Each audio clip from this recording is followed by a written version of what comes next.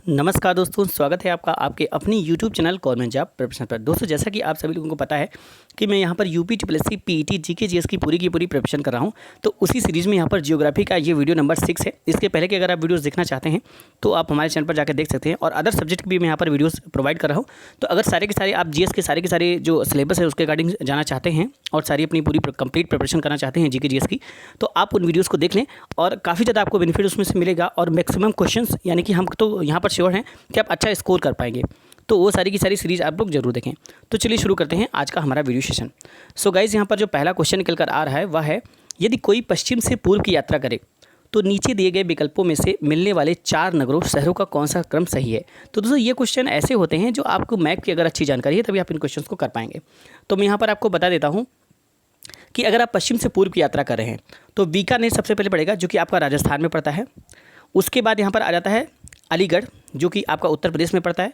फिर दरभंगा, जो कि आपका बिहार में पड़ता है, और नौगांव, जो कि आपका असम में पड़ता है। तो इस प्रकार से आपका जो सही आंसर हो जाएगा ये ऑप्शन नंबर बी हो जाता है, बीकानेर, अलीगढ़, दरभंगा और नौगांव। तो आप जानेंगे यहाँ पर बीकानेर जो है ये राजस्थान में पड़ता है, आपका अलीगढ़ उत्तर प्रदेश में है, दरभंगा बिहार में है, और नौगांव ये आपका असम में पड़ता है। तो ये आपका सही क्रम यहाँ पर निकल कर आ जाता है। अगला क्वेश्चन देखते हैं। नेक्स्ट हमारा क्वेश्चन है, निम्न वाक्यों में से कौन सा सही है। तो इन वाक्यों में कौन सा सही है आपको यहाँ पर बताना है। ठीक है, तो यहाँ पर मैं बता दूँ कि जो मध्य प्रदेश है इसकी जो सीमा है ये वर्तमान में 5 राज्यों यानी कि गुजरात, राजस्थान, उत्तर प्रदेश, छत्तीसगढ़ और महाराष्ट्र से लगी हुई है। ठीक है, तो यहाँ पर कथन एक जो इसमें दिया गया है कि मध्य प्रदेश की सीमा 7 राज्यों से लगी है, ये गलत हो जाता है। मैंने आपको बताया कि जो मध्य प्रदेश की सीमा है ये 5 राज्यों यानी कि एक तो गुजरात, राजस्थान, उत्तर प्रदेश, छत्तीसगढ़ और महाराष्ट्र से लगी हुई है। तो पहला कथन गलत हो जाता है। नेक्स्ट है, भोपाल कर्क रेखा के उत्तर में स्थित है। तो यहाँ पर बता दूँ कि भोपाल जो है ये 23 डिग्री 25 मिनट उत्तरी अक्षांश पर अर्थात कर्क रेखा, जो कि 23 डिग्री 30 मिनट के दक्षिण में स्थित है। ठीक है, क्योंकि ये 23 डिग्री 25 मिनट उत्तरी अक्षांश पर स्थित अर्थात कर्क रेखा, जो कि 23 डिग्री 30 मिनट है, इसके दक्षिणी स्थित है, न कि उत्तर में। तो इस तरह से ये ऑप्शन आपका गलत हो जाता है। यानी जो कर्क रेखा है ये आपका, ये जो कर्क रेखा इसकी होती है, इसका जो उत्तरी विस्तार है ये आपका 23 डिग्री 25 मिनट है, 23 डिग्री 30 मिनट है। ठीक है, लेकिन ये जो भोपाल है ये स्थित है 23 डिग्री 25 मिनट, यानी कि इसके नीचे की तरफ स्थित है, यानी कि दक्षिण में स्थित है, जबकि यहाँ पर कहा गया कि उत्तर में स्थित है, तो ये गलत हो जाता है। नेक्स्ट क्वेश्चन है, पंजाब राज्य की जो सीमा है ये कहीं भी जम्मू कश्मीर से नहीं मिलती। ठीक है, तो यहाँ पर मैं बता दूं कि जो पंजाब राज्य है इसकी जो सीमाएं हैं ये राजस्थान, हरियाणा, हिमाचल प्रदेश, जम्मू कश्मीर से लगी हुई हैं। तो यहाँ पर जो कहा जा गया है कि ये जम्मू कश्मीर से नहीं मिलती, ये आपका गलत आंसर हो जाता है। तो ये भी यहाँ पर गलत आपका यानी कि कथन असत्य हो जाता है। अगला क्वेश्चन यहाँ पर कहा गया कि अरुणाचल प्रदेश में कोई राष्ट्रीय पार्क नहीं है। तो यहाँ पर मैं बता दूं कि अरुणाचल प्रदेश में 2 राष्ट्रीय पार्क हैं, एक है नामदफा और दूसरा है मौलिंग। तो इस तरह से यह कथन भी कि अरुणाचल में कोई राष्ट्रीय पार्क नहीं, ये भी गलत हो जाता है। तो यहाँ पर सारे के सारे क्वेश्चन आपके इस तरह से देखा जाए तो सारे के सारे जो यहाँ पर क्वेश्चन है वो गलत हो जाते हैं, क्योंकि ये क्वेश्चन जो मैंने कलेक्ट किया है ये आपका यूपी पीसीएस 1993 का क्वेश्चन है। और उस समय जो हमारा मध्य प्रदेश है वो उसकी सीमाएं 7 राज्यों से लगती थी, तो उस समय के लिए सही होता था, लेकिन वर्तमान में परिस्थिति चेंज हो चुकी है और अब 5 राज्यों से लगती हैं। तो इस प्रकार से देखा जाए तो इस क्वेश्चन में कोई भी सही आंसर आपका नहीं होगा। अगला क्वेश्चन देखते हैं। नेक्स्ट हमारा क्वेश्चन है, क्षेत्रफल के अनुसार निम्नलिखित राज्यों का सही अवरोही क्रम क्या है। तो क्षेत्रफल के अनुसार इन राज्यों का सही अवरोही क्रम आपको बताना है, क्या निकल कर आएगा क्षेत्रफल के हिसाब से। तो अगर क्षेत्रफल के हिसाब से देखें तो सही अवरोही क्रम इसका निकल आता है, सबसे पहले यहाँ पर मध्य प्रदेश हो जाएगा, फिर उत्तर प्रदेश, फिर आंध्र प्रदेश और फिर बिहार। अवरोही क्रम यानी बढ़ते से घटता हुआ क्रम। तो सबसे पहले हो जाएगा यहाँ पर आंध्र प्रदेश, फिर मध्य प्रदेश, फिर उसके बाद यहाँ पर आ जाता है मध्य प्रदेश, फिर उत्तर प्रदेश और फिर आंध्र प्रदेश, और उसके बाद यहाँ पर बिहार आ जाता है। तो सबसे पहले यहाँ पर क्षेत्रफल की दृष्टि से बड़ा हो जाएगा मध्य प्रदेश, फिर आ जाएगा आपका उत्तर प्रदेश और फिर आ जाएगा आंध्र प्रदेश और फिर बिहार। ये सही आंसर हो जाता है। अगला क्वेश्चन देखते हैं, निम्न राज्यों में से किसका क्षेत्रफल सबसे कम है। तो इसमें जो राज्य दिए गए हैं इन राज्यों में से आपको बताना है कि इनमें सबसे कम क्षेत्रफल वाला राज्य कौन सा है। तो अगर इन राज्यों को हम देखते हैं तो इनमें सबसे कम क्षेत्रफल वाला राज्य है तमिलनाडु। ठीक है दोस्तों, ये क्वेश्चंस आपको करने के लिए आपको मैप के बारे में अच्छी जानकारी होनी चाहिए, तभी जाकर आप इन क्वेश्चंस को कर पाएंगे। ठीक है, उसके बाद आगे बढ़ते हैं, नेक्स्ट क्वेश्चन देखते हैं, क्षेत्रफल के क्रम में भारत के 3 बड़े राज्य कौन से हैं। तो दोस्तों यहाँ पर क्रम से आपको मैं बता दे रहा हूँ कि क्षेत्रफल के क्रम में पूछ लेता है ये क्रम कि पहला, दूसरा, तीसरा और चौथा, इस तरह से कौन से यहाँ पर क्षेत्रफल के क्रम में भारत के 3 सबसे बड़े राज्य हैं। तो क्षेत्रफल की दृष्टि से भारत के जो सबसे 3 बड़े राज्य हैं वो है आपका पहला आ जाता है राजस्थान, जो कि जिसका क्षेत्रफल सबसे ज़्यादा है, ये 3,42,339 वर्ग किलोमीटर है। और मध्य प्रदेश इसके बाद आ जाता है, जिसका 3,08,252 वर्ग किलोमीटर है। उसके बाद तीसरे नंबर पर आपका आ जाता है महाराष्ट्र, जिसका क्षेत्रफल 3,07,717 वर्ग किलोमीटर है।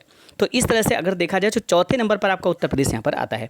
ठीक है, तो आपसे उत्तर प्रदेश स्पेशल में पूछा जा सकता है कि उत्तर प्रदेश का क्षेत्रफल की दृष्टि से कौन सा स्थान है, चौथा स्थान है, और किन राज्यों के बाद बाकी ऊपर के 3 कौन कौन से हैं। तो सबसे पहला स्थान आ जाता है आपका राजस्थान, दूसरा आपका आ जाता है मध्य प्रदेश, तीसरा आपका महाराष्ट्र हो जाता है।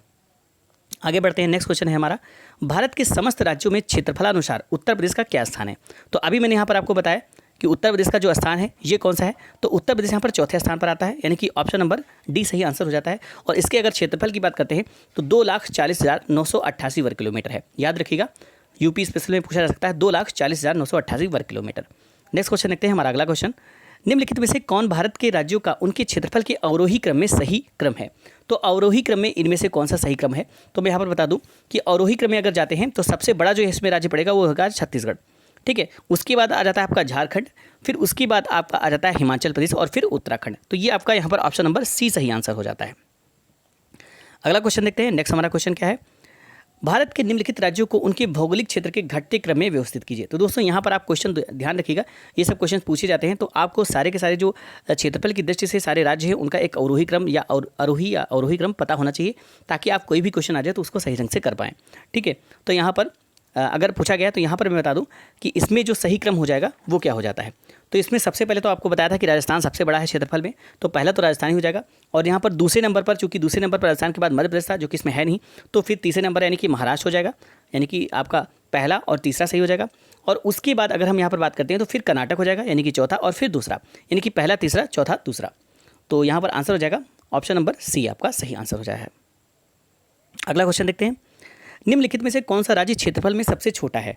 तो क्षेत्रफल में जो सबसे छोटा राज्य इनमें से है, तो इसमें तो मध्य प्रदेश जो कि आपका दूसरे नंबर पर आता है, राजस्थान पहले नंबर पर आता है, और उत्तर प्रदेश चौथे नंबर पर आता है, उत्तराखंड इसमें सबसे छोटा है, यानी कि ऑप्शन नंबर डी आपका सही आंसर हो जाता है। अगला क्वेश्चन देखते हैं, भारत का लगभग 30% क्षेत्र 3 राज्यों में समाहित है। ये 3 राज्य कौन से हैं। तो भारत का लगभग 30% क्षेत्र जो है वो 3 राज्यों में ही समाहित है। तो वो 3 राज्य आपको बताने हैं कि वो 3 राज्य कौन कौन से हैं। तो दोस्तों यहाँ पर क्षेत्रफल की दृष्टि से अगर देखा जाए तो प्रथम 3 राज्य कौन सा, राजस्थान, मध्य प्रदेश एवं महाराष्ट्र हैं। कुल इनका जो कुल क्षेत्रफल है जो कि 9,58,204 वर्ग किलोमीटर है, जो कि भारत के कुल क्षेत्रफल का 30% है। ठीक है, तो आपको याद रखना है कि राजस्थान, मध्य प्रदेश, ठीक है, और महाराष्ट्र, यानी कि ये राजस्थान, मध्य प्रदेश और महाराष्ट्र, ऑप्शन नंबर सी आपका सही आंसर हो जाता है। नेक्स्ट क्वेश्चन देखते हैं, भारत में जनसंख्या के अनुसार तीसरा एवं क्षेत्रफल में 12वां राज्य है। तो दोस्तों जनसंख्या के अनुसार आपसे तीसरा पूछा है और क्षेत्रफल की दृष्टि से 12वां राज्य कौन सा है। तो दोस्तों बिहार जनसंख्या की दृष्टि से भारत का तीसरा सबसे बड़ा राज्य है तथा क्षेत्रफल की दृष्टि से 12वां बड़ा राज्य है। ठीक है, तो क्षेत्रफल की दृष्टि से बिहार तीसरा बड़ा राज्य है और क्षेत्रफल की दृष्टि से अगर देखा जाए तो ये 12वां सबसे बड़ा राज्य है। और तेलंगाना के गठन के बाद क्षेत्रफल की दृष्टि से बिहार का जो स्थान है ये 13वां हो गया है। तो इस तरह से यहाँ पर अगर 12वां करेंगे तो तेलंगाना के बाद इसका 13वां स्थान बन जाता है। ठीक है, अगला क्वेश्चन देखते हैं। नेक्स्ट क्वेश्चन हमारा है, असम कुल मिलाकर कितने राज्यों एवं केंद्र शासित क्षेत्रों से घिरा हुआ है। तो असम जो है कुल मिलाकर कितने राज्यों और केंद्र शासित प्रदेशों मिलकर से घिरा हुआ है। तो असम की जो सीमाएं हैं ये कुल 7 राज्यों से मिलती हैं, यानी कि ऑप्शन नंबर बी आपका सही आंसर यहाँ पर निकल कर आ जाता है। अगला क्वेश्चन है, छत्तीसगढ़ की सीमा उभयनिष्ठ नहीं है। तो यहाँ पर मैं बता दूँ कि क्वेश्चन पूछा गया कि जो छत्तीसगढ़ की सीमाएं उभयनिष्ठ नहीं है, तो छत्तीसगढ़ की जो सीमा है इनमें से बिहार के साथ स्पर्श नहीं करती है। ठीक है, किसके साथ स्पर्श नहीं करती है, बिहार के साथ स्पर्श नहीं करती है छत्तीसगढ़ की सीमा। बाकी महाराष्ट्र के साथ, उड़ीसा, आंध्र प्रदेश, इन सब के साथ यहाँ पर स्पर्श करती है, लेकिन बिहार के साथ स्पर्श नहीं करती है। अगला क्वेश्चन है, निम्न नगरों में से माध्य समुद्र तल से कितनी ऊंचाई अधिकतम है, किसकी ऊंचाई अधिकतम है। तो यहाँ पर जो नगर दिए गए हैं इसमें आपको बताना है कि माध्य समुद्र तल से किसकी ऊंचाई सबसे अधिक है। तो दोस्तों यहाँ पर बता दूं कि जो दिल्ली है ये सबसे अगर देखा जाए तो यहाँ पर बेंगलुरु सबसे अधिक है, यानी कि ऑप्शन नंबर ए आपका सही आंसर हो जाएगा। दिल्ली जो है ये 254 मीटर ऊंचा है, जोधपुर 232 मीटर ऊंचा है और नागपुर 312.42 मीटर ऊंचा है। ठीक है, तो यहाँ पर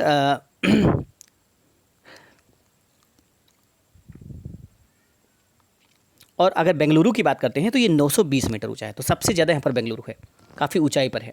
ठीक है, अगला क्वेश्चन देखते हैं। निम्न में से कौन से कथन राजस्थान के मरु क्षेत्र के लिए सही हैं? ठीक है, तो यहाँ पर आपको बताना है। तो दोस्तों यहाँ पर बता दूं कि राजस्थान का जो मरु क्षेत्र है ये विश्व का सबसे घना बसा मरुस्थल, ठीक है, जहाँ पर 83 व्यक्ति प्रति वर्ग किलोमीटर यहाँ पर जो इसका जनसंख्या घनत्व है वो है। और ये जो है ये अनुमानतः 10,000 वर्ष पुराना है। और यहाँ केवल 40 से 60% क्षेत्र ही कृषि हेतु उपयुक्त है।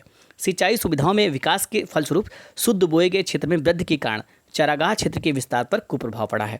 तो इस तरह से यहाँ पर जो क्वेश्चन दिया गया है कि यह विश्व का सबसे घना बसा मरुस्थल है, तो यहाँ पर मिलता है विश्व का सबसे घना बसा मरुस्थल है और जिसमें 83 व्यक्ति प्रति वर्ग किलोमीटर इसका जो है जनसंख्या घनत्व है, सही है। और यह लगभग 10,000 वर्ष पुराना है, जिसका कारण अत्यधिक मानवीय हस्तक्षेप रहा है। तो ये भी आपका यहाँ पर सही है कि 10,000 वर्ष पुराना है ये। उसके बाद यहाँ पर है, यहाँ केवल 40 से 60% क्षेत्र की ही कृषि हेतु उपयुक्त है, वे भी सही है। और शुद्ध बोए गए क्षेत्र में वृद्धि के कारण चारागाह क्षेत्र के विस्तार पर कुप्रभाव पड़ा है। तो ये सारे के सारे यहाँ पर एक तरह से देखा जाए तो यहाँ पर कथन यहाँ पर सही हो जाते हैं। तो ये यहाँ पर पूछा गया कि निम्न से कौन सा कथन राजस्थान के मरु क्षेत्र के लिए यहाँ पर सही है। तो इसका जो आंसर हो जाएगा ये हो जाएगा 1, 2, 3 और 4, यानी कि सारे के सारे आपका आंसर सही हो जाएगा। ठीक है, अगला क्वेश्चन देखते हैं। कौन सा राज्य उत्तर पूर्वी राज्यों की 7 बहनों का भाग नहीं है, यानी कि 7 सिस्टर्स का भाग कौन सा इसमें राज्य नहीं है? तो ये आपका इंपॉर्टेंट है, सातों के सातों राज्य आपको याद रखने हैं जो 7 सिस्टर के तहत आते हैं। तो मैं आपको बता देता हूँ, सारे के सारे आपको याद रखने हैं। पहला आपका जाता है अरुणाचल प्रदेश, दूसरा जाता है असम, तीसरा मेघालय, चौथा मणिपुर, पाँचवा मिजोरम, छठा नागालैंड और सातवां त्रिपुरा। आपको ध्यान में रखना है, ठीक है, कि अरुणाचल प्रदेश, असम, मेघालय, मणिपुर, मिजोरम, नागालैंड और त्रिपुरा। पश्चिम बंगाल इसमें सम्मिलित नहीं है, तो इस तरह से आपका पश्चिम बंगाल आपका सही आंसर हो जाता है। नेक्स्ट क्वेश्चन देखते हैं। वर्ष 1953 में जब आंध्र प्रदेश राज्य एक अलग राज्य बना तब उसकी राजधानी कौन सी थी? तो वर्ष 1953 में जो है ये आंध्र प्रदेश एक अलग राज्य बना था और तो उस समय इसकी जो राजधानी थी वो कौन सी थी आपको बताना है। तो यहाँ पर बता दूं कि मद्रास के अंतर्गत तेलुगु भाषियों के अधिकारी के आमरण अनशन करने वाले अमरजीवी पोट्टी श्री रामुल्लू की मृत्यु के पश्चात हुए जन आंदोलन के फलस्वरूप। तो दोस्तों यहाँ पर मैं इसकी थोड़ी सी हिस्ट्री बताने की कोशिश कर रहा हूँ कि मद्रास के अंतर्गत तेलुगु भाषियों के जो अधिकारों के लिए आमरण अनशन करने वाले अमरजीवी पोट्टी श्री रामुल्लू इनकी जब मृत्यु हुई तो इसके पश्चात वहाँ पर जन आंदोलन फैल गया और इसी के परिणाम स्वरूप अक्टूबर 1953 में आंध्र प्रदेश को अलग राज्य बनाया गया जिसकी राजधानी कुर्नूल बनी। और 1 नवंबर 1956 को आंध्र प्रदेश में हैदराबाद स्टेट के तेलंगाना क्षेत्र के संविलीन होने के पश्चात इसकी राजधानी हैदराबाद बनी गई। तो यहाँ पर बताया गया कि जब अलग हुआ तो उस समय इसकी राजधानी कुर्नूल बनाई गई थी, यानी कि ऑप्शन नंबर बी आपका सही आंसर हो जाता है। अगला क्वेश्चन है, सोनभद्र जिले को स्पर्श करती है। तो सोनभद्र जिला, ठीक है, इसको जो स्पर्श करती है तो कितने राज्यों की यहाँ पर सीमाएं सोनभद्र जिले को स्पर्श करती है? तो यहाँ पर बता दूं कि पर्वतमाला एवं जंगलों से आच्छादित तथा प्राकृतिक संपदाओं से परिपूर्ण मिर्जापुर के दक्षिणांचल को दिनांक 4 मार्च 1989 को विभाजित कर जनपद सोनभद्र का सृजन किया गया था। और सोनभद्र जिले की सीमा जो है ये 4 राज्यों की सीमाओं से स्पर्श करती है, जो कि छत्तीसगढ़, बिहार, मध्य प्रदेश और झारखंड है। तो इस तरह से यहाँ से आंसर हो जाएगा आपका 4 राज्यों की सीमाओं से ये मिलती है। अगला क्वेश्चन देखते हैं। निम्नलिखित राज्यों के समूहों में से कौन एक तेलंगाना राज्य की सीमा बनाता है? तो इसमें कौन जो है जो कि तेलंगाना राज्य की सीमा बनाता है? तो जो तेलंगाना राज्य की सीमा है ये छत्तीसगढ़, महाराष्ट्र, कर्नाटक एवं आंध्र प्रदेश को स्पर्श करती है। तो छत्तीसगढ़, महाराष्ट्र, कर्नाटक और आंध्र प्रदेश, ठीक है, ये आपका सही आंसर हो जाएगा। छत्तीसगढ़, महाराष्ट्र, कर्नाटक और आंध्र प्रदेश। तो आंध्र प्रदेश, छत्तीसगढ़, कर्नाटक और महाराष्ट्र है। आंध्र प्रदेश, कर्नाटक, महाराष्ट्र और छत्तीसगढ़। ऑप्शन नंबर ए आपका सही आंसर हो जाएगा। कौन सा? ऑप्शन नंबर ए, ठीक है। नेक्स्ट क्वेश्चन देखते हैं।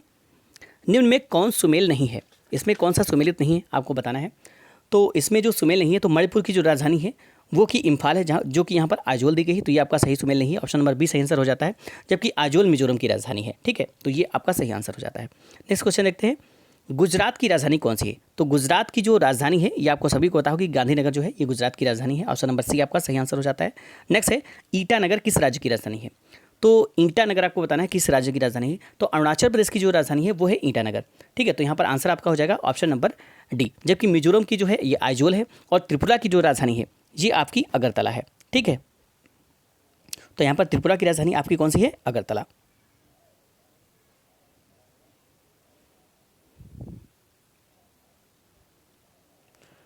आगे बढ़ते हैं। नेक्स्ट क्वेश्चन हमारा है, भारत के 29वें राज्य की राजधानी है। तो भारत के जो 29वां राज्य है उसकी राजधानी क्या है? तो दोस्तों जैसा कि आप सभी लोगों को पता है कि 2 जून 2014 की बात है। ये आपका पूछा जाता है, डेट आप याद रखिएगा 2 जून 2014। इसमें जो है आंध्र प्रदेश से विभाजित होकर तेलंगाना भारत का 29वां राज्य बना था। और तेलंगाना की जो राजधानी है वो है हैदराबाद, और आंध्र प्रदेश की नई राजधानी का जो निर्माण है ये अमरावती में हो रहा है, और वर्तमान में हैदराबाद में ही आंध्र प्रदेश की भी राजधानी है। तो इस तरह से यहाँ पर आंसर हो जाएगा Hyderabad, option number A. Next question देखते हैं, निम्नलिखित में से कौन सुमेलित है? इसमें आपको बताना है कि कौन सा इसमें जो है वो सुमेलित है।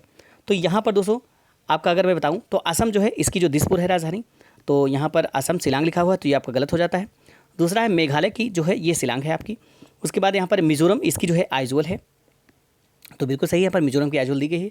और मेघालय की शिलांग है, तो मेघालय की कोहिमा है, तो ये भी आपका गलत हो जाता है। ठीक है, नेक्स्ट आपका है नागालैंड। नागालैंड की गुवाहाटी है, जबकि यहाँ पर लिखा हुआ है गुवाहाटी, जबकि यहाँ पर है कोहिमा। तो इस तरह से यहाँ पर आपका मिजोरम आइजोल ये आपका यहाँ पर सही है, बाकी सारे के सारे यहाँ पर क्या हैं, गलत हैं। नेक्स्ट क्वेश्चन देखते हैं, निम्नलिखित में से कौन सा एक सुनियोजित राजधानी नगर नहीं है? तो इसमें कौन सा एक सुनियोजित राजधानी नगर नहीं है? तो देखिए दोस्तों, चंडीगढ़, भुवनेश्वर एवं गांधीनगर ये सुनियोजित राजधानी नगर है, जबकि बेंगलुरु जो है ये सुनियोजित राजधानी नगर नहीं है। तो इस तरह से आंसर आपका हो जाएगा बेंगलुरु, ऑप्शन नंबर सी। अगला क्वेश्चन देखते हैं, यहाँ पर आपको सूची 1 से सूची 2 की राजधानियाँ यहाँ पर हैं, उसको आपको सही मैच करना है। तो दोस्तों यहाँ पर मैं बता दूँ कि जो असम की राजधानी है ये दिसपुर है, तो इसका ये सही सुमेलन यहाँ पर हो जाता है, असम की राजधानी दिसपुर। उसके बाद यहाँ पर देखते हैं नागालैंड की जो राजधानी है ये आपकी कोहिमा है, तो इस तरह से नागालैंड की आपका हो जाएगा कोहिमा। अरुणाचल प्रदेश की जो है ये ईटानगर है। उसके बाद मेघालय की शिलांग है, तो ये आपका सही अनुक्रम यहाँ पर हो जाता है, आप देख लीजिएगा इसमें से। नेक्स्ट क्वेश्चन है, इसमें भी आपको राजधानी यहाँ पर सही मैच करना है, तो मिजोरम की आइजोल हो जाएगा, ठीक है, गुजरात की गांधीनगर हो जाएगा, असम की असम दिसपुर हो जाएगा, और